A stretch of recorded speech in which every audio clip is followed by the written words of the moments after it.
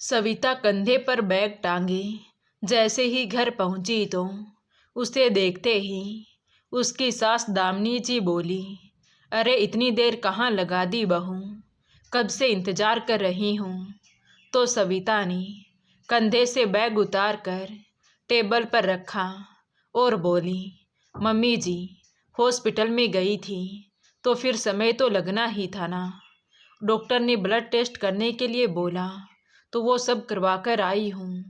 ये सुनकर दामिनी जी ने तपाक से कहा, अरे मुझे समझाने की ज़रूरत नहीं है, घर के लिए सब्जियां वगैरह तो ले आई है ना, या फिर अब दोबारा जाएगी। मम्मी इस बैग में सब्जियां ही तो हैं। अरे सब्जियां हैं तो फिर जल्दी से रसोई में जा और खाने की तैयारी कर, अभी तक वो लोग सो ही रहे हैं, अगर उठकर आ जाएंगे तो खाने के लिए बोलेंगे। सविता चुपचाप बैग से सब्जियां निकाल कर रसोई में ले गई।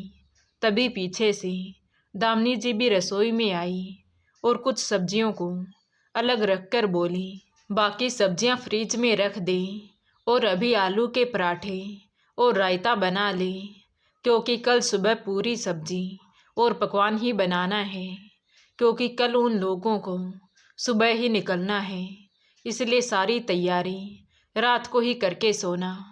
ये कहकर दामिनी जी रसोई से चली गई। उसी समय सविता का पति सुनील आया और उसको देखते ही बोला, अरे तुम आ गई, लेकिन यहाँ क्या कर रही हो, जाकर कमरे में आराम क्यों नहीं करती। ये सुनकर सविता के हाथ वहीं रुक गई और बोली, इस घर में मेरी पड़ी ही किसको है, सबको अपना काम समय पर चाहिए होता है।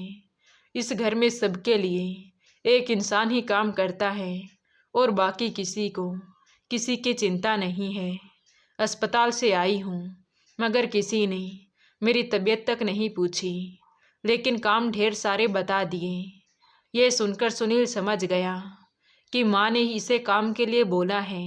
वो तुरंत अपनी माँ के पास जाकर बोला, माँ ये कौन सा तरीका है, क्या इतनी इंसानियत भी नहीं बची आपके अंदर। वो आगे कुछ कहता उससे पहले ही दामिनी जी उसे गुस्से से घूरते हुए बोली, क्यों क्या हुआ, अब क्या कर दिया मैंने। माँ पूरे दिन सविता घर में अकेली काम करती रहती है और कुछ भी नहीं बोलती, लेकिन अब जब उसकी तबीयत ठीक नहीं है तो उसका कोई साथ देने को तैयार नहीं है। जो लोग अपने कमरे में आराम से पड़े सो रहे हैं उनका कोई लेना देना ही नहीं है। ये सुनकर तो दामिनी जी जोर से चिल्लाई, कैसी बातें कर रहा है तुम, वो तेरा भाई है। अरे यहाँ 3-4 दिन के लिए ही तो आते हैं, कल रात इतना थक गए थे, इसी वजह से अब तक सो रहे हैं। सविता बड़ी बहू है, इतनी उम्मीद तो उससे पूरी करनी ही होगी। ये सुनकर सुनील को अपनी माँ पर बहुत गुस्सा आया। उसने कहा, माँ बड़ी बहू है तो क्या इसको इंसान समझना बंद कर दोगी। देख सुनील, पत्नी के चक्कर में माँ से बहस मत कर। दामिनी जी ने गुस्से में कहा तो सुनील भी गुस्से से बोला, ठीक है, आज मैं भी देखता हूँ कि आप सविता से काम कैसे करवाती हैं। वो मेरी पत्नी है और मुझे उसकी फ़िक्र है। उसकी हालत आप नहीं समझती, लेकिन मैं समझता हूँ। इतना कहकर सुनील दनाते हुए वापस रसोई में गया और सविता का हाथ पकड़कर बाहर ले आया और अपनी माँ के सामने खड़ा करके सविता से बोला, सविता चुपचाप अपने कमरे में जाओ, अब तुम कोई काम नहीं करोगी। जो लोग यहाँ आए हैं उनकी भी कुछ जिम्मेदारी है। तुम पहले अपनी सेहत का ख्याल रखो, जाकर पहले दवाई खाओ और आराम करो। दामिनी जी ये देखकर अपने बेटे को घूरकर देखने लगी। जैसे ही सुनील सविता को कमरे में लेकर जाने लगा तो दामिनी जी ने पीछे से दहाड़कर कहा, जब जब मेरा छोटा बेटा और बहू यहाँ आते हैं तब तब इसके यही ड्रामे शुरू हो जाते हैं, और ये क्यों नहीं कहती कि अपनी देवरानी का आना इसको पसंद नहीं है। अरे घर में 5-10 दिन के लिए मेहमान ही तो होते हैं, उसमें भी इसको तकलीफ होने लगती है। ये सुनकर सुनील अपनी माँ को गुस्से में देखकर बोला, क्या कहा माँ आपने? मेहमान? वो घर में मेहमान हैं क्या? अरे और नहीं तो क्या, मेहमान ही तो हैं। 5-10 दिन के लिए आते हैं और चले जाते हैं। क्या तकलीफ दे रहे हैं तुमको? सुनील ये सुनकर गुस्से से भर गया और सविता को पकड़कर कमरे में ले गया। दोनों चले गए और दामिनी जी उन्हें देखती रह गई। वो गुस्से में बैठी तिल मिला रही थी।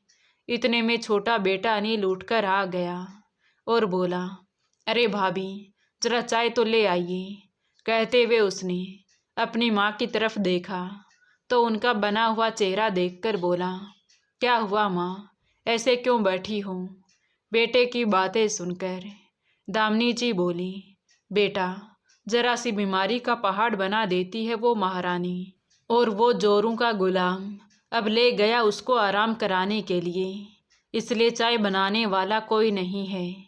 ये सुनकर अनिल गुस्से में बोला, माँ ये क्या ड्रामा है इनका?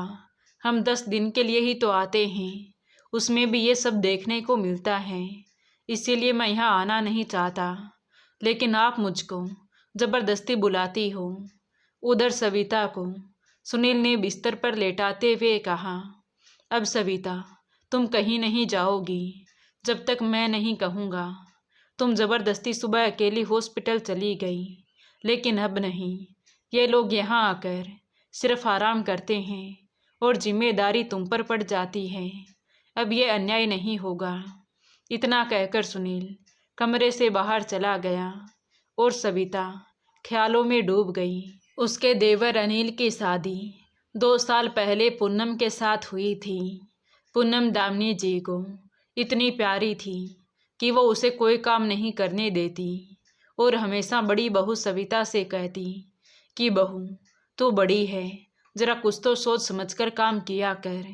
एक बार सविता ने अपनी सास से कहा, माँ जी सारा दिन काम करते करते मैं भी थक जाती हूँ और उम्मीद करती हूँ कि देवरानी भी काम में मेरी थोड़ी मदद करवा दे, मगर वो तो अपने एसी वाले कमरे से बाहर ही नहीं निकलती। उस समय सविता जी ने उसे आंखें दिखाकर कहा था, अरे तो क्या हुआ, शादी को वक्त ही कितना हुआ है, तू तो बड़ी है, अगर सारा काम खुद कर लेगी तो क्या हो जाएगा। मैंने भी अपनी देवरानियों को बड़ा दुलार दिया है। ये सुनकर सविता ने कहा, मम्मी जी ताली एक हाथ से नहीं बजती, दुलार तो मैं भी कर दूंगी, मगर मुझे सामने वाले से भी तो मान सम्मान चाहिए ना। ये बातें उसकी देवरानी पूनम ने भी सुन ली और अपनी सास के कान भरने शुरू कर दिए और कुछ दिन बाद ही अपने पति अनिल को वहाँ से लेकर दूसरे शहर में चली गई। तब से वो 1 हफ्ते के लिए रहने आते और मेहमानों की तरह वापस चले जाते। ना तो पूनम सविता के साथ कोई मदद करती और ना ही दामिनी जी सविता की परेशानी समझती। दामिनी जी तो अपने छोटे बेटे बहू को इतना प्यार करती थी कि उन दोनों को सिर पर चढ़ाकर रखा था और इसी का खामियाजा सविता को भुगतना पड़ रहा था। उधर सुनील ने बाहर जाकर अपनी माँ से कहा, माँ मैंने खाना ऑर्डर कर दिया है, आप उठकर चाय बना दो। ये सुनकर तो दामिनी जी बुरी तरह से बेटे को घूरने लगी और बोली, उसके नाटक में तू भी शामिल है। मुझे पता है कि छोटी बहू को देखकर उसे जलन हो रही है। जरा सी बीमारी का इतना बड़ा ड्रामा बना दिया है उसने। अरे तुझे बेवकूफ़ बना सकती है वो, लेकिन मुझको नहीं। मुझे अच्छी तरह पता है कि क्या चल रहा है। माँ मेरी पत्नी के बारे में ये सब मत कहिए। तभी ये सुनकर वहाँ बैठे हुए उसके छोटे भाई अनिल ने कहा, भैया तो फिर और क्या कहीं, हम पिछली बार आए थे तब भी भाभी का इलाज चल रहा था। हमें तो ये बताओ कि हमारे आने पर वो बीमार क्यों हो जाती है। ये सुनकर तो सुनील का पारा हाई हो गया। एक बात बता अनिल, तेरी पत्नी वहाँ कमरे में सो रही है और तू अपनी भाभी पर उंगली उठा रहा है। अगर इतना ही है तो अपनी पत्नी से काम करने के लिए क्यों नहीं कहता। तभी अनिल ने तपाक से कहा, अरे भैया, हम यहाँ 5-10 दिन के लिए आते हैं, उसमें भी आपके ड्रामे शुरू हो जाते हैं। तभी दोनों भाइयों को झगड़ते देख दामिनी जी गुस्से में चिल्लाकर बोली, देखा, बड़ी बहू के कारण दोनों भाई आपस में झगड़ रहे हैं और वो महारानी अंदर जाकर आराम कर रही है। मैं अभी उसको उठाती हूँ, आकर चाय बनाई। मेहमानों के सामने इसका ये तमाशा मैं ख़त्म करूँगी। इस बार सुनील दहाड़ पड़ा, कोई नहीं जाएगा अंदर। कहते हुए उसने अनिल की तरफ देखा और बोला, ये बता अनिल, तुम यहाँ मेहमान हो क्या। अनिल ने भी आंखों में आंखें डालकर कहा, और नहीं तो क्या, 2-4 दिन को ही तो आते हैं। तभी सुनील ने तपाक से कहा, ठीक है, तो फिर याद रखना, अगर अब तुम मेहमान हो तो मेहमान बनकर ही रहना। ये कहकर सुनील कमरे में वापस चला गया। ये सब देखकर दामिनी जी रोने लगी। ये क्या दिन देखना पड़ रहा है। दोनों भाइयों में फूट डालकर वो महारानी आराम फरमा रही है। अनिल चुपचाप बैठा अखबार पढ़ने लगा। तभी उसकी पत्नी पूनम उठकर आई और कहने लगी, अनिल, तुमने चाय पी ली क्या। मैं जब तक चाय नहीं पीऊँगी तब तक मेरी आंखें नहीं खुलेंगी। तभी दामिनी जी ने कहा, छोटी बहू, तू ऐसा कर, थोड़ी चाय बना ले, अनिल को भी दे दे और मुझे भी दे देना। ये सुनते ही पूनम की नींद एक पल में गायब हो गई। मम्मी जी, मैं क्यों चाय बनाऊंगी। तभी अनिल बोल पड़ा, क्योंकि भाभी नहीं बना रही, यही इज्जत रह गई है अब हमारी इस घर में। तभी पूनम अपनी सासू माँ से बोली, मम्मी जी, आज भाभी चाय क्यों नहीं बना रही है, रोज़ तो बनाती है। वो बोल ही रही थी। तभी सुनील कमरे से बाहर निकला और दरवाजे पर जाकर डिलीवरी बॉय से खाना लेकर अंदर आते हुए कहा, जब कोई फिक्र नहीं करता तो खुद ही करनी पड़ती है पूनम। तुम्हें शायद पता नहीं कि सविता की तबीयत ठीक नहीं है। वो आज ही सुबह अस्पताल दिखाकर आई है, इसलिए ये खाना रसोई में ले जाओ और प्लेट में लगा दो, साथ में चाय भी बना लेना। ये सुनकर अनिल गुस्से में बोला, भैया, आपकी हिम्मत कैसे हुई मेरी पत्नी से काम कहने की। अगर करवाना है तो अपनी पत्नी से करवाइए ना। सुनील ने भी तपाक से कहा, मैं भी तुझे कब से यही समझाना चाहता हूँ कि काम करवाना है तो अपनी पत्नी से करवाइए ना।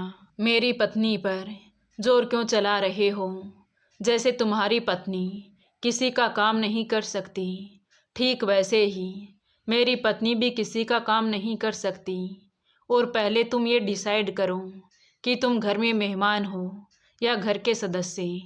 ये सुनते ही दामिनी जी जोर से दहाड़ पड़ी, सुनील, ये तुम किस तरह की बातें कर रहे हो अपने छोटे भाई के साथ। माँ, बिल्कुल सही बात कर रहा हूँ। आप कब से कह रही हो कि ये लोग मेहमान हैं।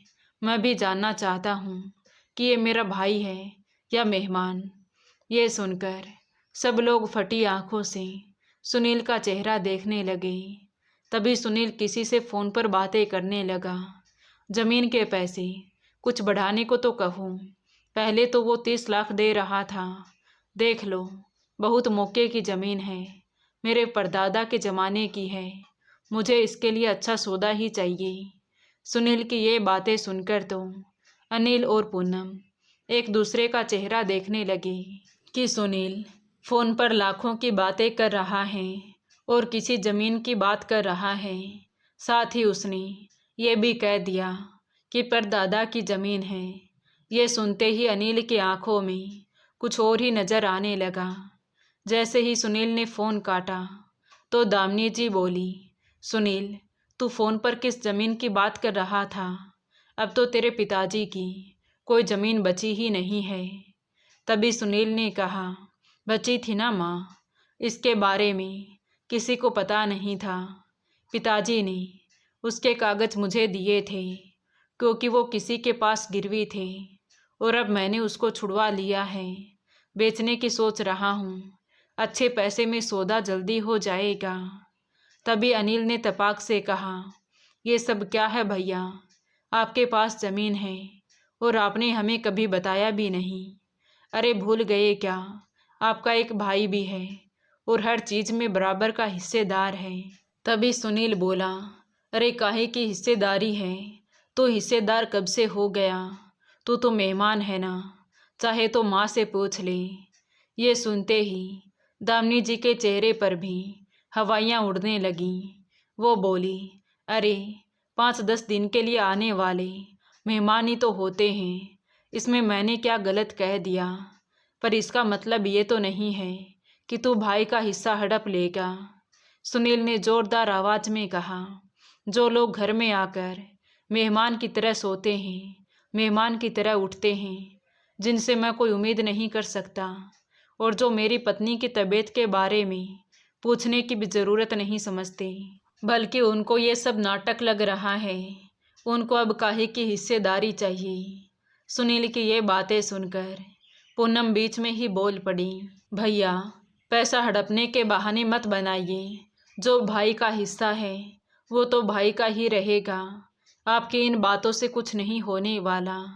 अगर आपने सही तरीके से हमारा हिस्सा नहीं दिया तो फिर हमको वकील के पास जाना पड़ेगा। ये बात सुनकर दामिनी जी फटी आंखों से पूनम की ओर देखने लगी। अनिल ने भी जोर से कहा, हाँ भैया, पूनम बिल्कुल ठीक कह रही है। मैं अपना हिस्सा नहीं छोड़ सकता। आखिर वो सब हमारे पिताजी ने हमारे लिए किया है। सुनील ने जोर से कहा, पिताजी ने तो ज़मीन गिरवी रख दी थी और उसको मैंने छुड़वाया है, तो फिर ये मेरी हुई ना। तुम लोग बीच में कहाँ से आ गए? अगर तुम्हारे सामने फ़ोन आ गया तो इसका मतलब ये नहीं है कि तुम मुझ पर टूट पड़ो। तुम्हारा उस ज़मीन से कोई वास्ता नहीं है। तभी पूनम और अनिल एक साथ बोले, ऐसे कैसे नहीं है? हमें कैसे पता चलेगा कि आप सच बोल रहे हैं कि आपने ज़मीन को छुड़ाया है? भैया आप बड़े होने का फ़ायदा मत उठाओ। अब हम यहाँ से अपना हिस्सा लेकर ही जाएंगे। तभी सुनील ने कहा, ठीक है, अगर हिस्से की बात है तो फिर बात जिम्मेदारी की भी कर लो। पूनम तुम जाकर रसोई में चाय बनाओ और खाना निकाल कर सबके लिए प्लेट में लगा दो। मैं सविता का खाना कमरे में ले जाऊंगा। कुछ दिन तुम भी बहू की जिम्मेदारी निभाओ, फिर मैं भी ज़मीन के बारे में सोचूंगा। सुनील की बात सुनकर अनिल ने पूनम को इशारा किया तो पूनम चुपचाप रसोई में चाय बनाने चली गई। दामिनी जी सोफे पर बैठकर माथे पर हाथ रखकर कहने लगी, ये क्या हो रहा है इस घर में? दोनों भाई किस तरह का बंटवारा कर रहे हैं? ये सब क्या हो गया? इन सब की जिम्मेदार बड़ी बहू है। दामिनी जी ये कहकर तुरंत सुनील के कमरे में गई और पूनम का हाथ पकड़कर उसको उठाने लगी। बहू तू तो यहाँ आराम से पड़ी है, पर वहाँ घर में हंगामा हो रहा है। अरे तूने मेरे बेटे पर ऐसा कौन सा जादू कर दिया जो किसी की सुनी नहीं रहा? ऊपर से ज़मीन का पैसा भी अकेले हड़पना चाहते हैं। यह सुनकर सविता फटी आंखों से अपनी सास को देखने लगी। तभी वहाँ पर सुनील आया और अपनी माँ से बोला, माँ सविता का हाथ छोड़िए। आपके कारण ही वो ऐसा कर रही है, क्योंकि अब वो अस्पताल से आई थी तो आपने एक बार भी उससे तबीयत के बारे में नहीं पूछा। ये भी नहीं पूछा कि डॉक्टर ने क्या बताया है। दामिनी जी तुरंत आंसू बहाकर कहने लगी, मैं तो अपने घर में ही पराई हो गई हूँ। तेरे पिताजी ऊपर बैठकर देखते होंगे तो क्या सोचते होंगे कि 2 बेटों की जिम्मेदारी पर छोड़कर आया था और दोनों बेटे उसके साथ क्या कर रहे हैं। तभी सुनील ने गुस्से में कहा, माँ ये रोना धोना बंद कीजिए। अगर आपको सविता की बीमारी नाटक लगती है तो मुझे भी इन आंसुओं के लिए ऐसा ही लग रहा है। ये सुनते ही दामिनी जी एकदम से खड़ी हो गई और चुपचाप कमरे से बाहर चली गई। कुछ देर बाद पूनम चाय और खाने की प्लेट लेकर सुनील के कमरे में गई। ये देखकर तो सविता दंग रह गई कि सूरज किस तरफ से निकला है। पूनम वापस गई तो सविता ने सुनील से कहा, ये सब क्या हो रहा है, कहीं मैं सपना तो नहीं देख रही। तो सुनील हंसते हुए बोला, तुम बस देखती जाओ, अब तुम्हें आराम करने के लिए कोई मना नहीं करेगा। इससे भी बड़ी हैरानी तो सविता को शाम के वक्त हुई, जब पूनम उसके लिए चाय लेकर आई और बोली, दीदी कुछ खाने के लिए चाहिए तो बता देना। सविता हैरत में पड़ी। उसने पूनम को मना किया। उसे समझ में नहीं आ रहा था कि ये हो क्या रहा है। रात के समय पूनम ने खाना बनाया तो सुनील खाने की टेबल पर बैठा मुस्कुराते हुए खा रहा था और सविता को भी वहीं ले आया। वो भी ये सब देखकर हैरान हो रही थी। गर्मा गर्म रोटियां आ रही थी और आज पूनम को गर्मी भी नहीं लग रही थी। सविता ने अपनी सास की तरफ देखा तो वो सविता से नज़र नहीं मिला पाई। ऐसे ही 5 दिन और गुजर गए और किसी ने सविता से काम करने के लिए नहीं कहा। शादी के 5 सालों में ये पहली बार हो रहा था कि सविता 5 दिन से आराम कर रही थी। शाम को अनिल ने सुनील से कहा, भैया अब कई दिन हो गए हैं और हमको वापस जाना है। आप ये बताओ कि ज़मीन के बारे में क्या सोचा है। अनिल की बात सुनकर पूनम सुनील का चेहरा देखने लगी और जवाब का इंतज़ार करने लगी, मगर तभी सुनील ने कहा, कौन सी ज़मीन अनिल, किस ज़मीन की बात कर रहा है तू। तभी अनिल आंख फाड़कर सुनील की तरफ देखने लगा और पूनम का तो मुंह खुला का खुला ही रह गया। उसने तुरंत कहा, भैया वही ज़मीन जिसके बारे में आप फ़ोन पर बातें कर रहे थे, जिसके 30 लाख मिलने वाले थे। सुनील ने मुस्कुराते हुए कहा, ऐसी कोई ज़मीन नहीं है। मैं तो तुम लोगों को तुम्हारी जिम्मेदारी का एहसास कराने के लिए ऐसा कह रहा था। ये बात सुनकर तो दामिनी जी भी फटी आंखों से सुनील को देखने लगी। अनिल ने तुरंत गुस्से में कहा, भैया अब हमसे झूठ मत बोलिए, आप हमारे साथ धोखा कर रहे हैं, मुझे मेरा हिस्सा चाहिए। तभी सुनील ने भी ज़ोर से दहाड़कर कहा, मैंने कहा ना कोई ज़मीन नहीं है। तुम्हें लग रहा है कि मैं किसी से फ़ोन पर बातें कर रहा था, तो ऐसा कुछ भी नहीं था। ये सब माँ की आंखों पर से पर्दा हटाने के लिए था, जिन्होंने छोटी बहू को सिर पर बिठाया हुआ था।